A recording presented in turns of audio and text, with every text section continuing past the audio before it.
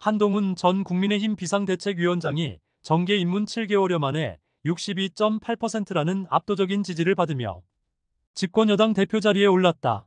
잘 나가던 천재 검사에서 국민의힘 대표로 고속 승진한 그가 보수의 메시아로 자리매김할 수 있을지 관심이 쏠린다. 지난 23일 국민의힘 대표로 선출된 한 전 위원장은 20여 년간 검찰 요직을 두루 거친 정통 특수특별수사부 검사다. 윤석열 정부 초대 법무부 장관으로 등용되며 능력을 검증받았다. 직설적이고 논리적인 화법과 참신한 이미지로 큰 사랑을 받아 지난해 말 비대위원장으로 공식 추대됐다. 총선 이후 자진 사퇴했으나 73일 만에 당대표 후보로 출마, 결국 당권을 거머쥐었다. 한 신임 대표는 1973년 서울에서 태어나 현대고와 서울대 법대를 졸업했다. 1995년 제37회 사법시험에 합격, 27기로 사법연수원을 수료한 후 공군 법무관을 거쳐 2001년 서울중앙지검에서 검사 생활을 시작했다. 2003년 특수사건을 맡는 대검 중수부중앙수사부에서 활약했다. 이때 윤석열 대통령과 처음 호흡을 맞췄다. SK그룹 분식회계 사건, 현대차그룹 비자금 사건 등을 수사했다. 미국 컬럼비아대 로스쿨 LL.M 과정을 졸업하기도 했다. 2009년에서 2010년 이명박 정부 청와대에서 민정수석실 선임행정관으로 근무했고 2011년 법무부 검찰과 검사, 2013년 대검 정책기획과 과장 등을 거치며 기획 능력과 정무 감각을 키웠다. 2016년 박영수 특별검사팀에 투입돼 박근혜 전 대통령의 국정농단 사건을 수사했다.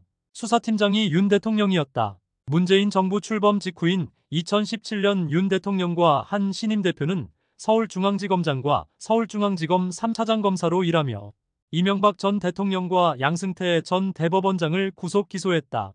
2019년 윤 대통령이 검찰총장에 발탁된 뒤 한 신임 대표는 대검 반부 폐강력부장으로 영전하며 역대 최연소 검사장이 됐다. 검찰 안팎에서 그가 천재 검사 엘리트 특수통으로 불린 이유다. 승승장구하던 한 신임 대표는 조국 전 법무부 장관에 대한 수사를 지휘하다 좌천됐다. 2020년 1월 추미애 당시 법무부 장관이 취임한 뒤 부산고검 차장으로 발령났다. 이후 불거진 일명 채널A 사건으로 한 신임 대표는 법무부 감찰을 받고 압수수색도 당했다. 이후 법무연수원 연구위원, 사법연수원 부원장 등 비수사부서를 전전했다.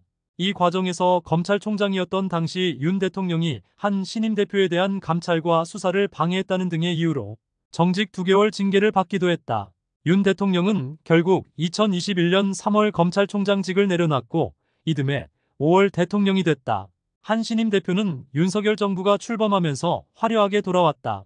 윤 대통령은 한 신임 대표를 법무부 장관으로 임명하면서 문재인 정권의 피해를 보고 거의 독립운동처럼 수사해온 사람이라고 치켜세웠다. 한 신임 대표는 당시까지만 해도 윤 대통령이 가장 신뢰하는 후배였다. 그러나 비대위원장으로 총선을 준비하면서 윤 대통령과 불협화음을 냈다. 한 신임 대표는 지난 1월 김건희 여사의 디올백 수수 의혹과 관련해 국민 눈높이에서 생각할 문제라고 말했다. 이후 비대위원장 사퇴 요구가 있었고 한 신임 대표가 이를 거절하면서 윤-한 갈등이 발생했다. 이후에도 한 신임 대표는 이종섭 전 호주 대사의 조기 귀국, 황상무 전 시민사회수석 사퇴 등을 촉구하며 대통령실과 충돌했다. 총선 직후 윤 대통령이 비대위에 식사를 제안했을 때 한 신임 대표가 건강상 이유로 참석하지 않은 사실도 알려졌다. 한때 약속대련이라는 말이 나왔지만 두 사람 사이는 알려진 것보다 좋지 않다는 것이 정치권의 중론이다. 이 같은 상황에서 한 신임 대표가 어떻게 당정관계를 이끌고 갈지가 숙제다.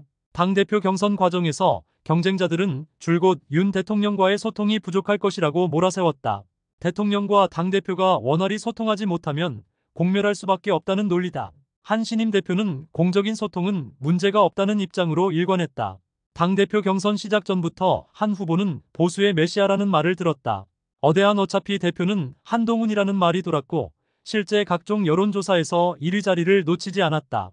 한 국민의힘 관계자는 총선에서 패배하고 더불어민주당이 국회를 장악한 현실에서 당이 무기력한 모습을 보이는 데 대해 당원과 지지자들의 분노가 높다며 이 같은 분노에 기인해 젊고 새롭고 신선한 한 신임 대표를 메시아처럼 여기고 맹목적으로 열렬히 지지하는 현상이 벌어진 것이라고 평가했다.